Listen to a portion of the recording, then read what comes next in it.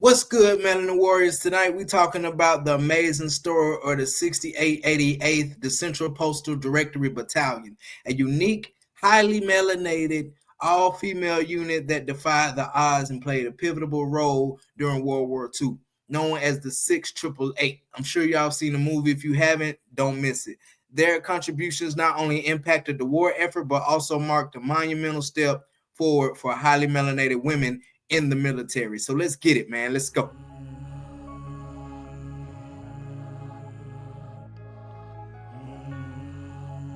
Stand for something, you gonna fall for anything. Melanin Warriors. Let's go. M-E-L-A-N-I-N. Warriors. M-E-L-A-N-I-N. Warriors. M-E-L-A-N-I-N. Warriors. We Melanin Warriors. Melanin Warriors. I shade all my kings and queens. Melanin Warriors. Either you stand for something or fall for anything. All right, Melanin Warriors. So like I said, man, if y'all haven't seen the movie, man, 6888, it's an amazing movie starring Kerry Washington, Oprah Winfrey's in it, and a few others, and it's directed by Tyler Perry. In my opinion, one of his best movies he's done in recent years, and Kerry Washington completely crushed it. Shout out to both of them, man. It's an amazing movie. Amazing telling of these amazing women. So, of course, the Melanin Warriors had to let y'all know some of the history behind it, man. So let's go. The 6888th was established in 1945 during the height of the World War II.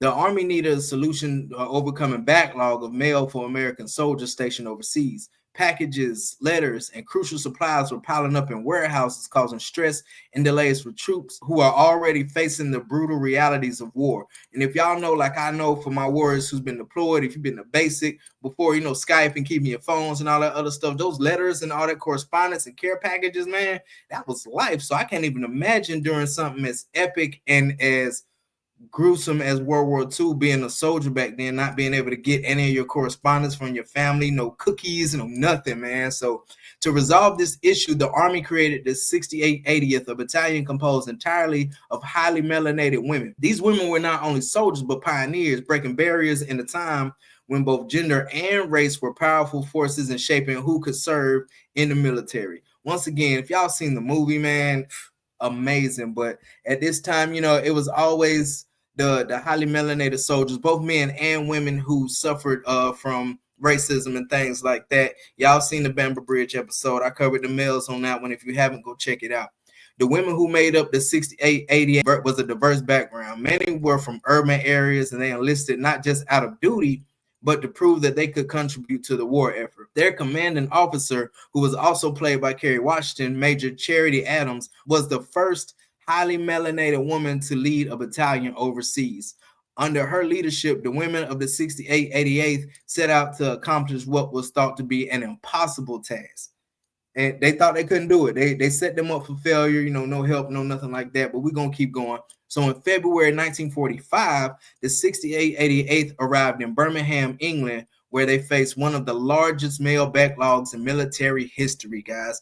Over 17 million pieces of mail delayed for months, awaiting processing. The 6888th was given the daunting task to sort, organize, and deliver the mail to soldiers in the European theater, all while operating in less than ideal conditions. Despite these challenges, these women worked tirelessly, often in hazardous conditions and facing discrimination at every turn. They were initially housed in substandard accommodations, yet they never wavered in their commitment to the mission. And I know I keep talking about the movie, but that part was so epic. They gave them a bombed out place to set up shop at, and with the skills that they learned from being mechanics to welders to electricians and everything in between, they turned that into a home real quick, man. I mean, hair salons, you name it, man. It was amazing. The 6888 worked day and night sorting mail by name, unit, and location. With each passing day, they reduced the backlog, improving the morale of soldiers who had not heard from their families in months. Their meticulous efforts ensured the letters, packages, and crucial supplies reached their destination, often bringing with them a sense of hope and connection to a home far away. Like I said, that morale, man, that's something. In those letters, in my opinion, these ladies probably helped win the war most definitely. I know there's going to be some trolls or whatever who disagree, but without morale, you ain't got no soldiers ready to fight. You really don't. And for my soldiers and all my other service members out there, y'all know exactly what I mean. But the 6888 work was far from easy. They faced not only the logistical challenges of sorting and delivering millions of pieces of mail, but also the prejudice of that time. Despite their critical role, these women often encountered resistance from their male counterparts, some of whom were reluctant to accept the leadership of a highly melanated woman, let alone an all melanated unit. But the women of the 6888 proved their worth. In just 6 months, they completed the task that had been deemed insurmountable. The male backlog was eliminated, and the morale of the soldiers across Europe went through the roof. Their success was a testament to their professionalism, determination, and their resilience. By the time the 6888 returned to the United States in 1946, they had made history. Not only had they completed one of the most important logistical missions of the war, but they had also paved the way for future generations of highly melanated women in the military. Their service will be recognized decades later, though, when in 2009, the 6888 was awarded the Congressional Gold Medal in honor of their service. So today, the legacy of the 6888 lives on, guys, not just in the history books, but in the hearts of those who remember their sacrifice and strength. These women broke barriers, defied expectations, and changed the course of history.